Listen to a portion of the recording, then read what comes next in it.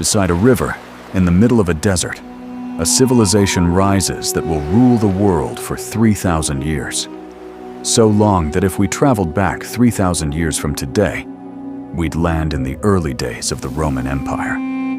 It had pharaohs that people believed were living gods, an army that defeated the greatest empires of its time.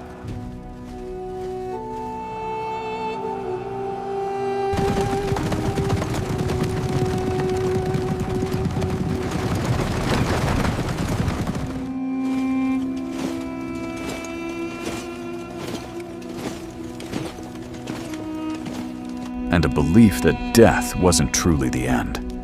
So they tried to preserve the bodies of their kings and queens for thousands of years. This civilization was so powerful that its structures still stand today, even though the people who built them vanished 5,000 years ago.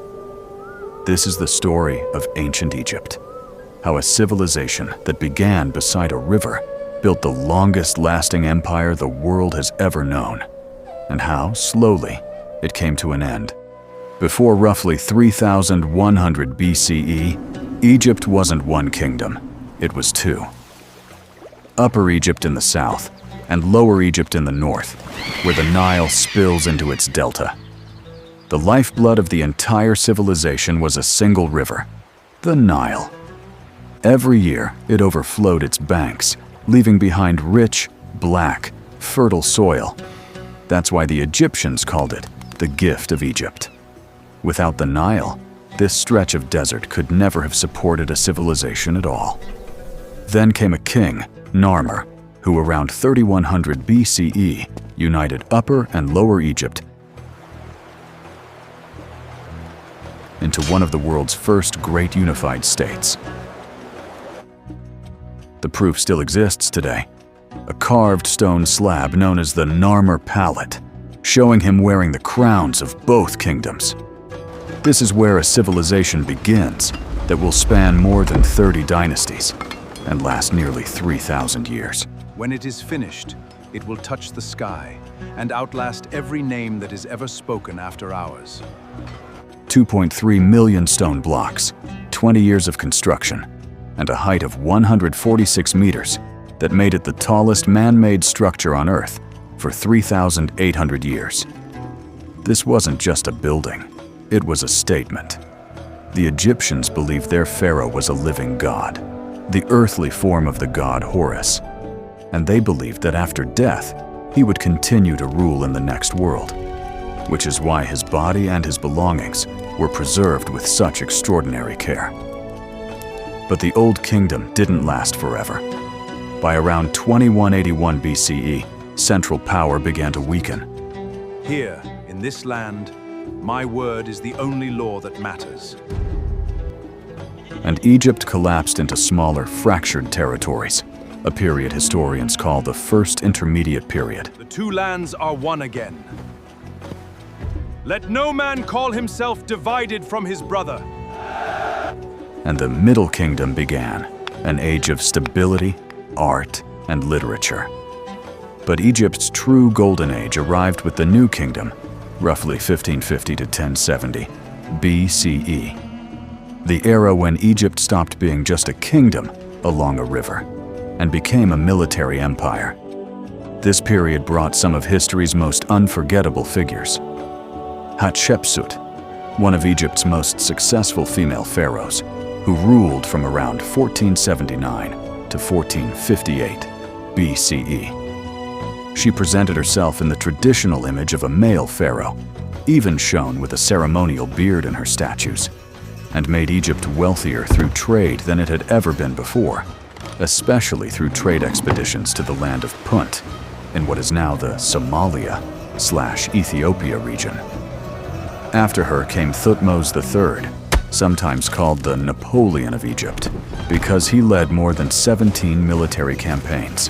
We do not march for glory alone. We march so that Egypt's reach has no end. Around 1353 BCE, a pharaoh takes the throne who tries to completely overturn Egypt's religion of thousands of years, Akhenaten. There is one light that gives life to all things. From this day, Egypt kneels only before the Aten. He even moved the capital to an entirely new city, Akhetaten. It was an enormous, dangerous gamble against Egypt's entire religious system. After his death, his son, who became king at just 9 years old, immediately changed his name to Tutankhamun. Let the old gods return to their home. Egypt will kneel before them once more. He died at just 19, and for centuries wasn't considered particularly historically significant. Yes, wonderful things. I can see wonderful things. Until 1922, when his fully intact tomb was discovered in the Valley of the Kings, containing more than 5,000 treasures.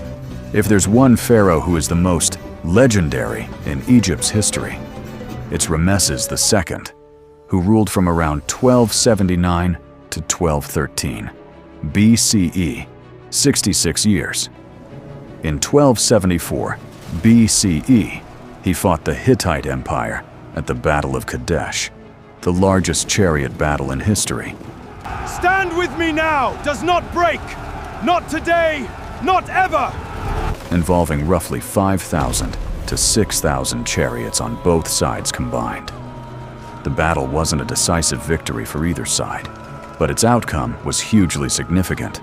In 1259 BCE, Egypt and the Hittites signed the world's oldest surviving written peace. Let it be written. From this day, our two houses stand as brothers, not enemies.